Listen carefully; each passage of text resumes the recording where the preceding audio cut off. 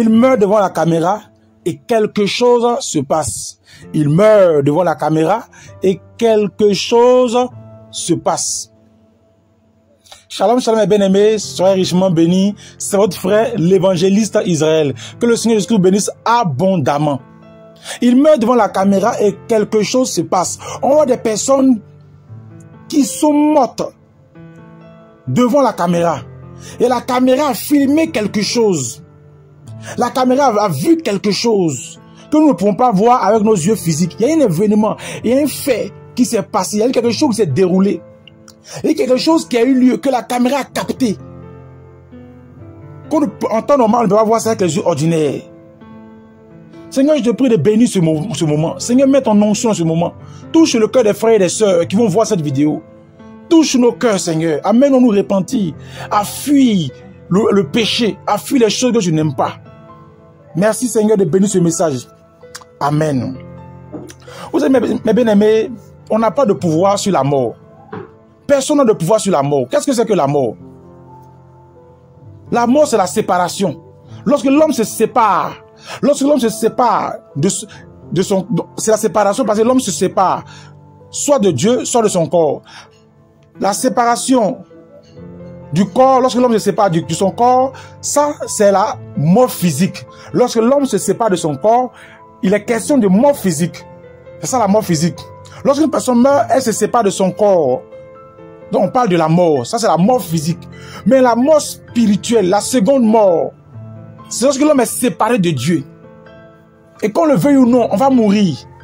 Mais la mort ce qui est plus dangereux, c'est la mort, la seconde mort, la séparation d'avec Dieu. Lorsqu'on se sépare de Dieu. Et nous tous allons mourir. Tu le veuilles ou non, tu vas quitter cette terre. Tu le veuilles ou non, tu vas dans les maquilles, tu cherches des petites filles, tu bois, tu fumes, tu tapes les fesses des filles, tu es marié, mais tu commets adultère. Tu es marié, mais tu as femme au dehors, tu as homme au dehors, en dehors de ton mari. Tu es chrétien, tu as copine, tu es chante, tu as copine. Tu es chrétien, tu te masturbes. Tout va venir, tu vas mourir. Tu n'as pas de pouvoir sur la mort. Qu'est-ce que la Bible dit dans Ézéchiel 8, verset 8? Qu'est-ce que la Bible dit? Ézéchiel verset 8.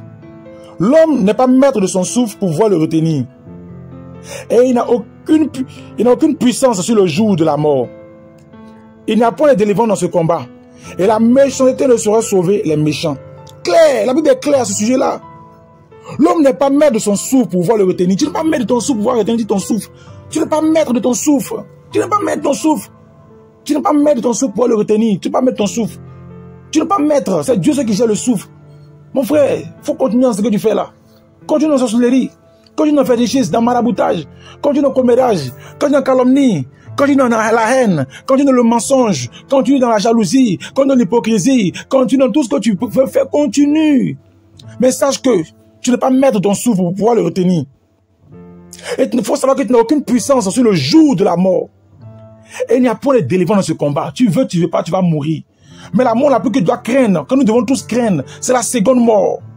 Lorsque quelqu'un atteint le point de la seconde mort, il est séparé de Dieu. Il est automatiquement séparé de Dieu. Il y a une séparation de Dieu. C'est ça qui est à craindre. Sur la mort physique, mon frère, on va tous mourir. On va quitter cette terre-là. On va quitter la terre. Il n'y a pas quelqu'un qui va mourir. Un jour là, on va mourir, puis les gens vont venir pleurer pour nous. On va quitter la terre. Tu vas dans les boîtes de nuit, tu fais la vie comme tu veux. Ah, on dit arrête de pécher, arrête cette vie-là. Tu dis, oh vraiment. Tu pensais encore. Tu pensais, voici l'artiste Arafat de Côte d'Ivoire. Il est mort à 33 ans. Lui, est-ce qu'il a pensé qu'il allait mourir à 33 ans? Est-ce que l'artiste Arafat a pensé qu'il allait mourir à 33 ans? Lui, il se voit mourir peut-être à 100 ans, peut-être à 80 ans là-bas. Mais à 33 ans, il est mort. À 33 ans, il est parti. À 33 ans, la mort l'a pris. Et les enfants, même des enfants, rien du tout qui étaient petits, la mort les a emportés. Un temps, il n'y avait plus là. Les enfants voulaient traverser un pont, l'eau les a emportés. Donc, il n'y a pas d'âge pour la mort. Vous dites non, c'est quand on est vieux, il n'y a pas d'âge. Hein. Toi, tu penses qu'il n'y a pas d'âge. Regarde cette fille qui est morte à Cocody. Très jeune. Il y a plein de filles comme ça, des jeunes filles, qui étaient dans la vie de débauche. Elles sont mortes comme ça, très jeunes. Mon frère, c'est le temps de repentir. On va voir la vidéo ensemble. On va voir la vidéo, mais il faudrait que Dieu nous parle. C'est le temps de se repentir. De renoncer au maquis, au monde, à la fornication, à la masturbation. De renoncer à la haine, à la colère. de renoncer à la rancune, au manque de pardon, de renoncer à l'amertume, de renoncer aux injures, de renoncer à la violence, à la division, aux choses que Dieu n'aime pas. C'est le temps de chercher Dieu dans la sainteté, c'est le temps de chercher Dieu dans la prière, c'est le temps de chercher Dieu. Si tu meurs dans maquis, tu vas aller où ça? Si tu meurs entre les cuisses d'une femme, d'une prostituée, si tu meurs dans fornication, tu vas aller où? Si tu meurs dans l'adultère, tu vas aller où? Si tu meurs dans l'impureté, tu vas aller où? Si tu meurs dans la haine, tu vas aller où? Tu meurs dans le commérat, tu vas aller où? Tu vas aller où sans Jésus-Christ, sans la repentance? Tu vas aller où? Où on va aller? On va aller où? Cherche Jésus-Christ. Prends la décision de renoncer au monde. Prends la décision de dire je ne vais plus faire le monde. Prends la décision. Ces personnes qu'on va voir, la vidéo qu'on va voir à l'instant. Mais ces personnes-là qui sont mortes devant la caméra, elles avaient des projets, elles avaient des ambitions, elles avaient beaucoup de projets, elles avaient planifié des choses. Il y a des choses qu'elles avaient prévu de faire, mais elles n'ont pas pu faire. Elles sont mortes jeunes. Il y a des personnes qui avaient prévu de faire de grandes choses, qui avaient planifié beaucoup de choses, qui avaient dit non, qui ont souvent dit non, je vais faire ceci, quand je vais ça, je vais construire une maison, je vais payer une voiture, je vais faire ceci. Les personnes sont mortes. Elles ont laissé ça. Vous allez voir cette vidéo. Et la caméra a filmé quelque chose, mes bien-aimés. La caméra a filmé quelque chose, on va voir ça ensemble. La caméra a filmé quelque chose. Mes bien-aimés, repentons-nous. Prends la décision de finir ce monde-là. Le monsieur là, il va pas te marier. Tu es derrière un monsieur comme ça, tu es derrière lui. Il va pas te marier, ma soeur. Il va pas te marier. C'est un homme adultère. Il est marié, la femme à la maison. Mais toi, tu sors avec lui. Il va pas te marier. Tu cours derrière un homme comme ça. Et ça, tu chantes. Tu es à l'église. Tu meurs, c'est l'enfer. C'est l'enfer. Il va pas te marier. Toi, tu es là, tu vis encore une vie de débauche. Boisson, débauche. Est-ce que tu meurs? Est-ce que tu meurs? Regarde dans les hôpitaux, les gens sont couchés comme ça dans les hôpitaux. Les gens souffrent dans les hôpitaux, sont sur le point de mourir. Mais bien aimé, regarde dans les hôpitaux là. Dans les hôpitaux là, le malade qui est sur son lit là, quand tu lui demandes quelque chose, il dit il va être en bonne santé. Il va être en bonne santé. Pourquoi? Parce que les plaisirs de ce monde-là, les plaisirs, il voit que ces plaisirs de ce monde-là ne peuvent rien lui faire. Tu vas jamais voir un malade qui est sur son lit, qui est mourant, qui a dit, on lui demande tu veux quoi? Il veut femme. Vraiment femme, il a envie de femme. Il va dire non, il veut voiture. Il va dire il veut la santé, il veut être en bonne santé. Pourquoi? Parce qu'il ne veut pas mourir. Il veut pas mourir. Il veut pas mourir. Mais bien aimé, ce jeune s'est repenti. On ne sait pas quand. Repentons-nous. Prends la décision de laisser cette vie-là. Prends la décision, si tu vis encore là, sache que Dieu t'aime. Savoir pourquoi tu vis. Sinon, regarde tes connaissances qui sont mortes. Regarde tes amis, les gens que tu t'ont côtoyé. Regarde les gens de ta famille qui sont partis comme ça. Tu peux partir aussi, tu n'es pas éternel. Tu peux partir du jour, tu peux partir. Est-ce que c'est éternel?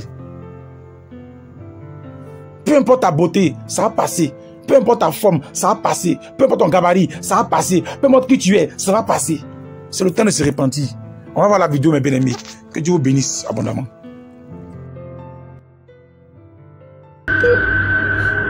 La personne qui est couchée là, elle est dans un hôpital. Elle est couchée. Et regardez la partie juste à droite. La partie bleue là, où elle est très monte qui descend là. Ça signale que ça démontre que la personne respire toujours, vit encore. Vit encore. Vous allez voir, qu'est-ce qui s'est passé là. Elle vit encore. Elle vit encore. Elle vit encore. Ils vont partir. Et là, la caméra va capter l'âme de la personne qui sort de son corps. Regardez cette partie là. La personne respire encore, mais ouais, elle voit quand l'âme va sortir. Regardez. Regardez très bien. La personne respire encore. L'âme est sortie. Vous voyez l'âme qui est en train de sortir du corps, qui est en train de partir. Et la personne maintenant, c'est fini, l'âme est partie. Et vous voyez maintenant le trait là, la partie bleue, la gauche là, à droite, pardonnez-moi, c'est une ligne droite, dans la ligne, il y a une ligne droite. Quand la ligne monte, descend, ça signale que la personne respire, mais la ligne est une ligne droite. Ça veut dire que la personne vient de mourir. Vous voyez, l'âme est sortie du corps. La personne qui dit non, quand tu meurs, c'est fini. Non, hein. Quand tu meurs, il y a la vie après la mort. C'est l'âme qui fait le corps. L'âme quitte le corps, c'est fini. L'âme est partie, c'est fini. Regardez cette image aussi. Dans un hôpital, toujours. Vous allez voir. La personne est couchée dans un hôpital, hein. Elle est mourante. La caméra va capter. On peut, c'est sûr que tu ne vois pas à l'œil nu. Mais Dieu a fait grâce que ça puisse se voir par la caméra. Tu as une âme, mon bien-aimé. Tu as une âme. Tu as une âme. Et les gens meurent comme ça. Ton âme peut te quitter. Regardez très bien. L'âme vient de partir. Regardez, ils ont mis en rouge. L'âme est en train de sortir. L'âme est en train de sortir du corps de la personne. La personne est en train de mourir. L'âme est en train de sortir. L'âme est en train de sortir. Comment regardez l'âme. Regardez l'âme. Ok, l'âme est partie, c'est fini, la personne vient de mourir. Donc c'est l'âme qui fait qu'on vit. C'est ton âme là qui fait que tu vis. Ça peut te quitter d'un moment à l'autre. Regardez comment l'âme est sortie du corps. Comment l'âme est sortie du corps. Regardez très bien, mes bien-aimés. Comment l'âme est sortie du corps. Regardez. Regardez. Regardez. Regardez comment l'âme s'en va. L'âme s'en va, c'est fini. Tu as une âme. Et c'est l'âme qui te fait. C'est l'âme qui fait que tu parles. Quand l'âme s'en va, c'est fini. Quand l'âme s'en va, c'est fini. Faut te repentir. Donne ta vie à Jésus-Christ. Abandonne le péché. Abandonne le monde. Abandonne la souillure. Regardez cette personne qui est couchée là. Elle est dans sa chambre. Elle est dans sa chambre. Elle est dans sa chambre. Regardez ce qui va se passer. Regardez très bien, bien aimé. Suivez très bien. Sois attentif. Regardez très bien. Nous avons tous une âme. Nous avons tous une âme.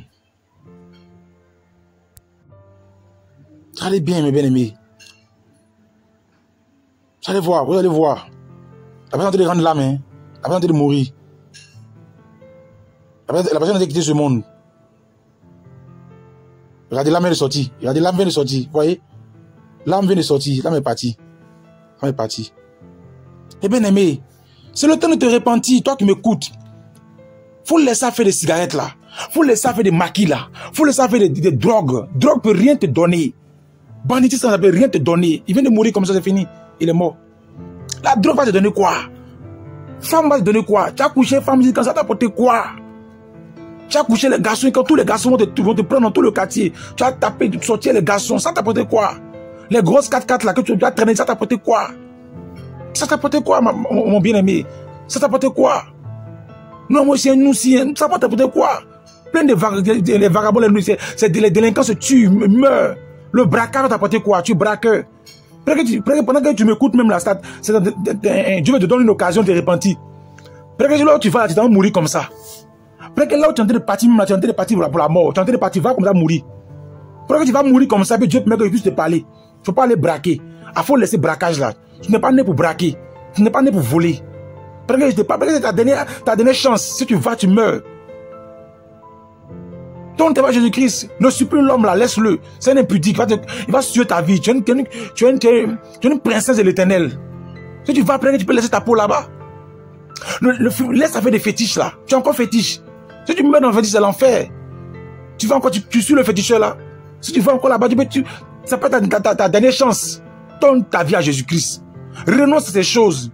Tu es pasteur, puis tu te masturbes. Tu es pasteur, tu fais du vide dans le péché. Réponds-toi, n'aie pas honte. Cherche ta délivrance.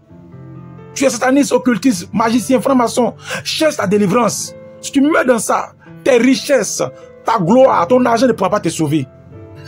Ça ne pourra pas te sauver. Mais bien aimé, que Dieu vous bénisse.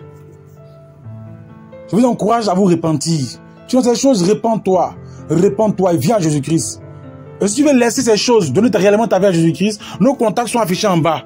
Vous pouvez nous contacter. Vous pouvez contacter le docteur Deza et votre frère, l'évangile d'Israël. Que Dieu vous bénisse abondamment.